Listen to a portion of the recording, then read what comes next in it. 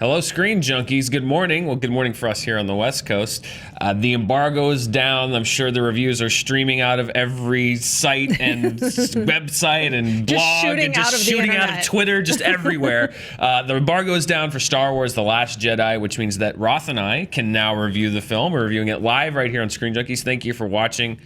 Roth Cornet, as always, a pleasure. Mr. Dan Murrell, thank you for being here. We watched this yesterday. Last night, yeah. And it is, I will say, the first thing that I will say about this movie is that it is a lot to process. I'm so glad we did. We just, there was a choice between going live this morning and coming back last night and taping this review. And I was very happy that we decided to go this morning, because I would not have honestly known what to say right after seeing this movie, because there's so much to think about and place and just kind of figure out in your brain about this movie.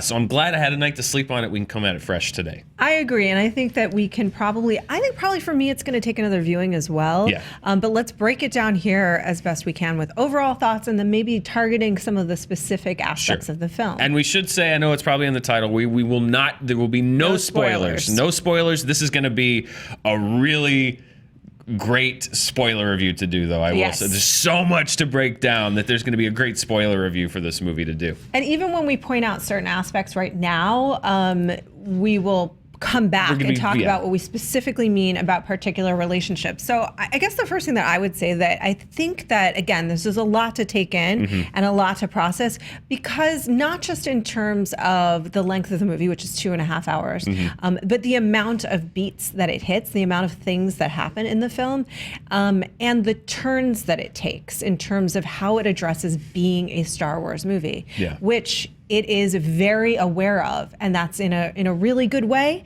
And it's also in a conversation with itself and the audience about what it is. Yeah, I think when you get a director like Rian Johnson, what you're getting, and I think that's to their credit, is you're getting such a distinctive style and a distinctive feel. He wrote this movie, he directed this movie, and I think that it serves this movie very, very well in a lot of places.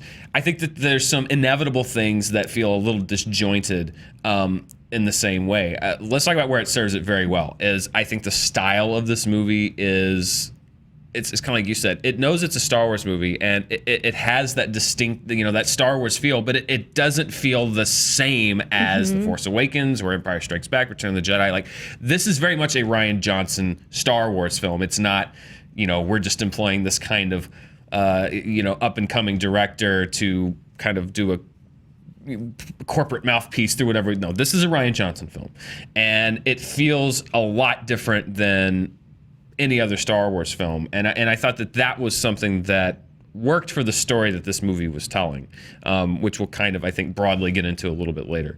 But yeah, it is that kind of duality that I think takes it to a lot of heights, but I think also can work against it at times.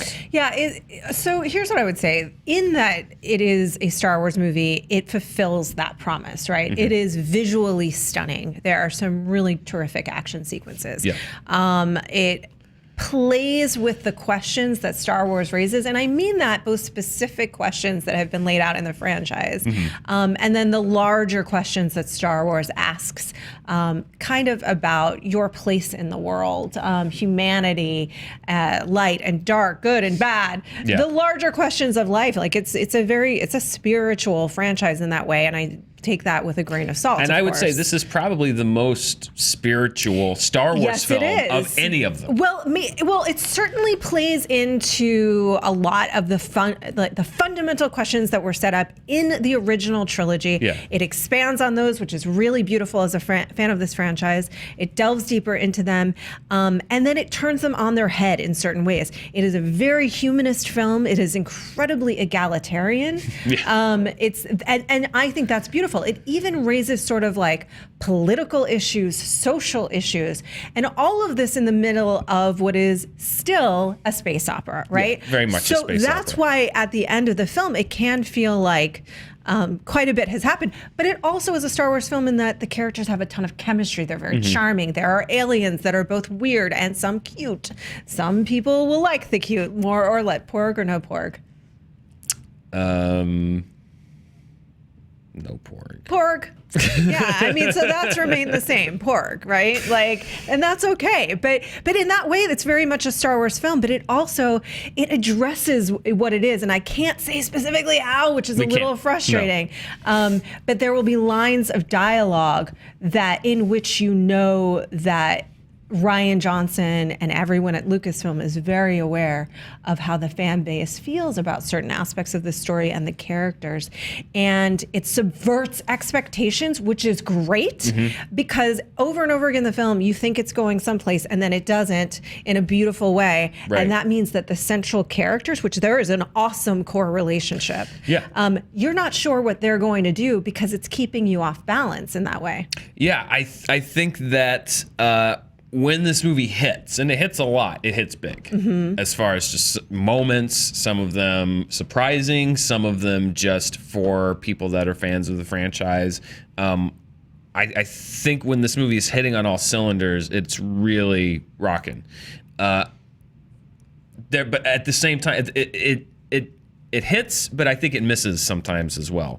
And that's where I'm kind of reconciling in my mind, okay, where do I fall in this movie? Because, you know, for as many times as it hit, there were a few times where I thought, like, I'm not really sure what we're going for here. Or, you know, I feel like with coming out of The Force Awakens, which was such a cultural phenomenon. Yes. And brought Star Wars back to the mainstream as far as, like, a new saga. Obviously, Star Wars never went away.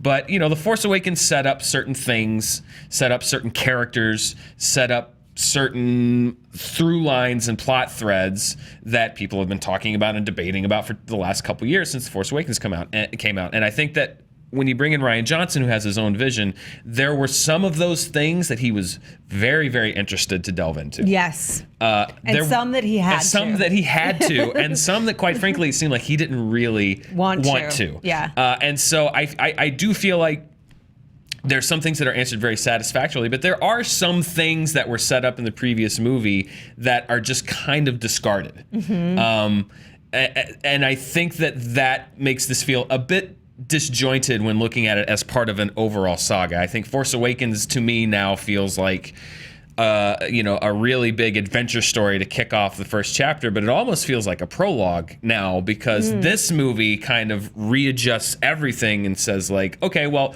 you know, that was the introduction, but now this is what the story's really about, and you lose some stuff there, and that's where I'm feeling a little bit of like, it was a big turn that this franchise made, and is everybody going to turn with it? A lot of people are. There's going to be a lot of people that love this movie. If you look on Twitter from people that have been able to see it and just on social media, there are a lot of people that love this movie.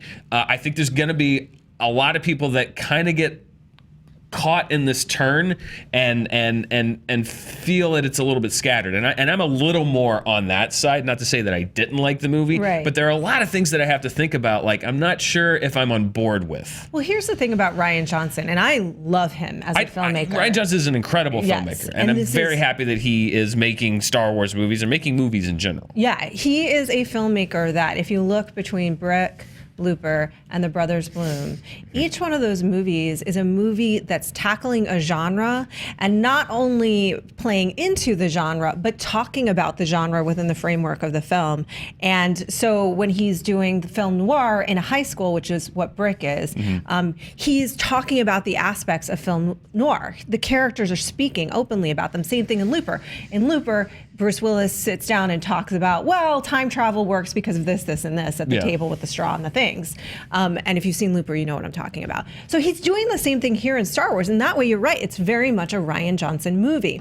At the same time, there are so many characters to deal with now, right? So in that first trilogy, you really care about there's lots of characters that people care about and side characters that we love. But there's a core three that this is really about. And in this particular film, the core three that are the thrust and the heart and the center of this movie are Rey, Kylo, and Luke. And those relationships are phenomenal. And what happens with them is phenomenal. But you also have all of the characters that were introduced in The Force Awakens, you have some new characters and you have some characters that are Returning. beloved, Right, exactly. that are returning. And it's almost an impossible situation because you've got to deal with them all, but it means a ton of splintered side stories and missions. There was one in particular that are cool by themselves, by the way. They're cool by themselves, but there's one in particular that's kind of takes up this is a 2.5 hour movie. And it felt it a little bit to me.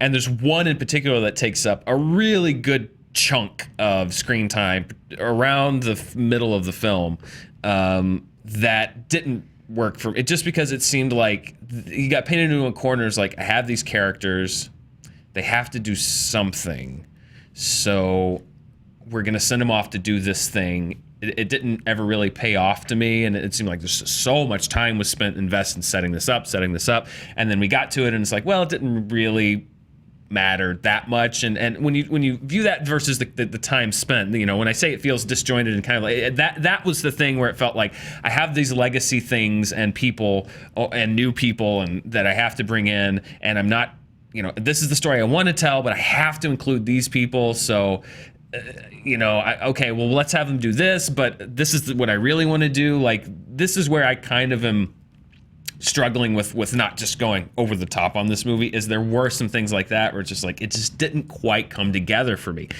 That's not to say that it's a bad movie. It's not to say I didn't like it. But it wasn't a perfect masterpiece for me, which that's a lot of times that's what people want to hear. They want to hear that every movie is a perfect masterpiece. It'd be great if every movie was a perfect masterpiece, but not every movie is, and that's fine. That's okay. Yeah, I mean, I think the sort of side storylines, if you watch the Clone Wars, to me it felt like this would have been the best episode of the Clone Wars ever. And that's a great show, by the way. And because it allows you to delve a little deeper into the aspects of this world, which is expansive, both visually in terms of the landscape and the culture and the different types of society. It asks questions about these ideas of, are you born into greatness, right? And what does that mean? And how does war, if there were going to be a movie about Star Wars, what is war? And do you know what I mean? It really delves into what the Jedi is and the Sith, but also the Empire and the Rebellion. And it plays they play mirrors to each other. Having said that, it gets a little weighty where I feel like there's so much of this that I think is exhilarating as a fan. There's so much of this that I'm legitimately in love with. Yeah. But where the story, the film, just the film, would have had such a gut punch if we had honed in just a little bit more on those three characters, because what he does there is so gorgeous and what they're doing as actors is so beautiful. And he honors Carrie Fisher very well. I will say that too. That's executed beautifully as well. If we had honed in there and tightened the film in a little bit more, I think it would have left people shattered and thrilled. There were times where I felt kind of confused. the arm of the law reaching into this movie a little bit. I felt like there were our friends at Red Letter Media who like to skewer the stuff that we do, and we think it's hilarious. We think it's hilarious. Shout out to the Go ahead. Shout out to the nerd crew. We are that thing. You're correct. One of the things that I love that they talk about is this idea of like, I clapped when I saw it when they talk about Star Wars, and I felt like there were a certain number of mandated. I clapped when I saw it. Moments that some of the movie earns, some of them I think are cool, but I'm not quite sure if it served the movie to have them there. And then we talked about this a little bit, is the comedy, which is not just the Star Wars movies. It's kind of the Marvel movies. It's this feel that a lot of those properties have now.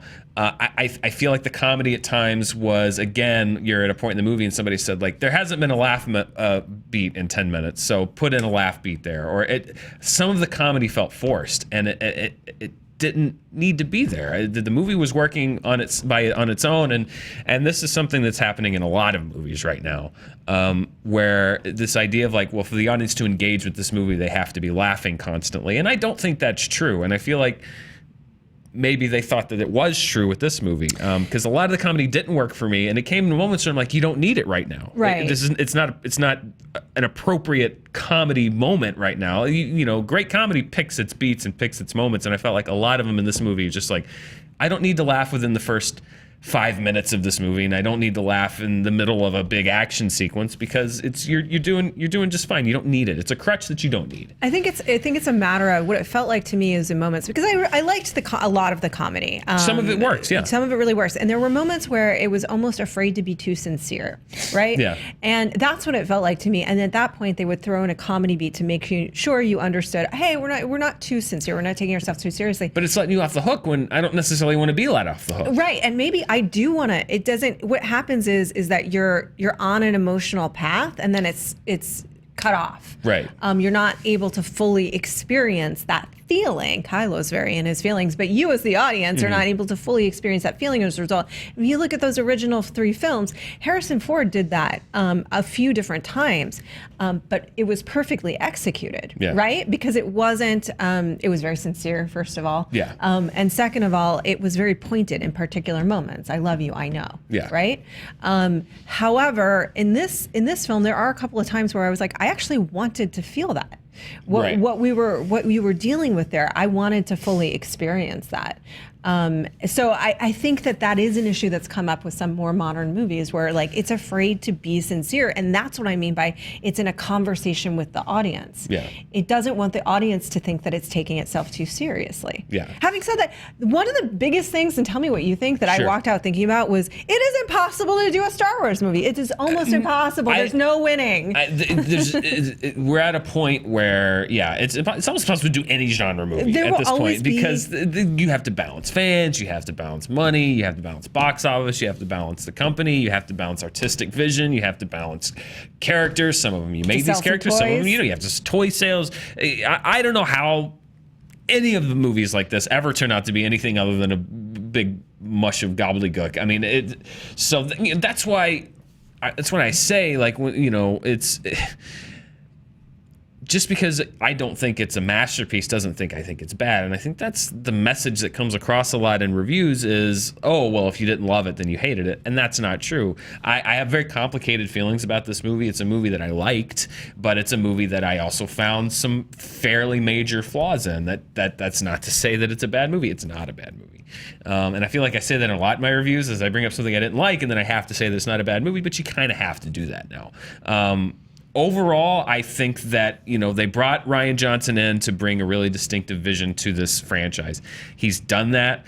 There are some moments in this movie that really kind of upend a lot of stuff, that expose you to a lot of stuff that, you didn't think Star Wars could expose you to, that show you new sides of things, that show you new things that have never been seen in this universe.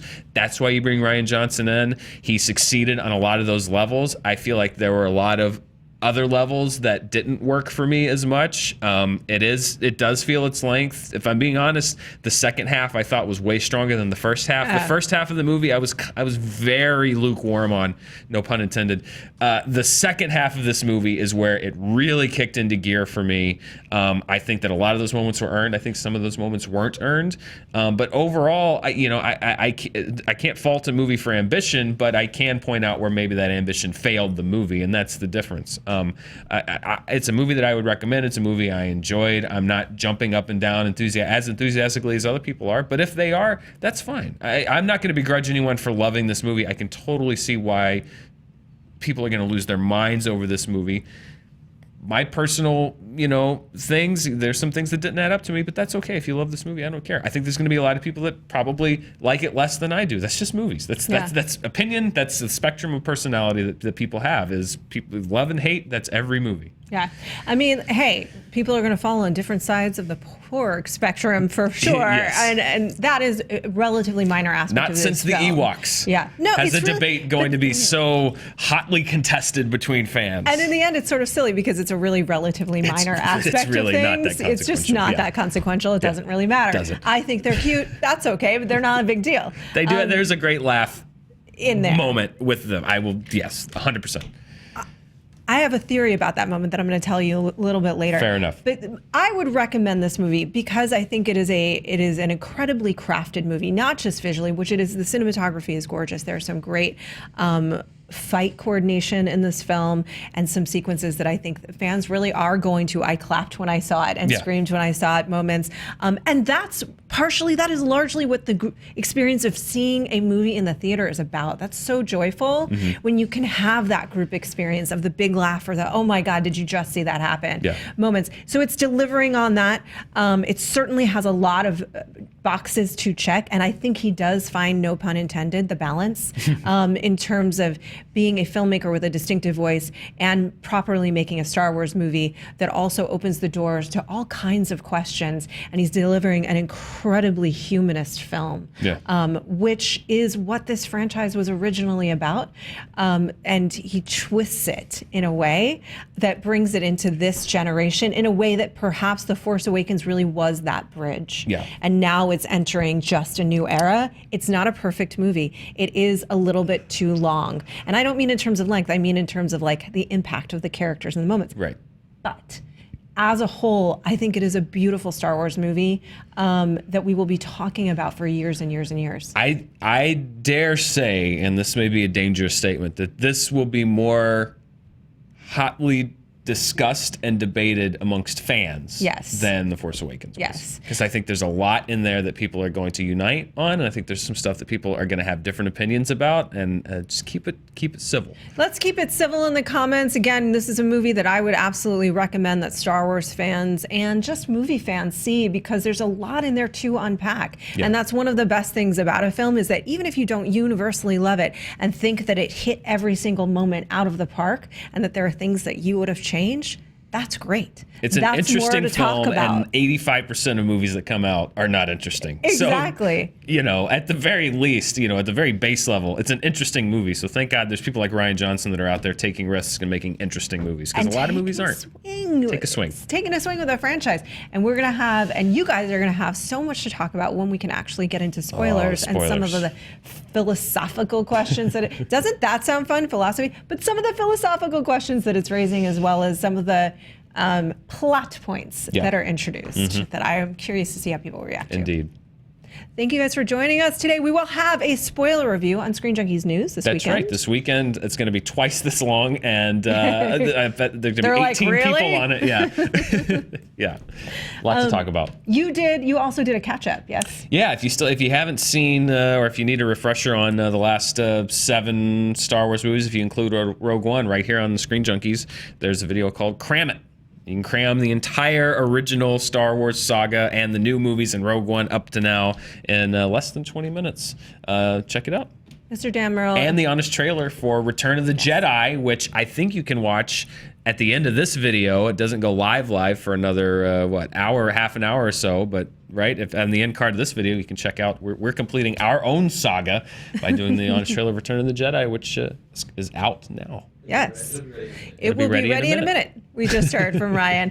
Dan, you are one of my favorite people to talk about movies with. This has been a pure pleasure. Thank you. It's been so much fun. And this discussion will go from now till eternity. Episode 9 opens in 2 years. It's going to be exciting. And beyond.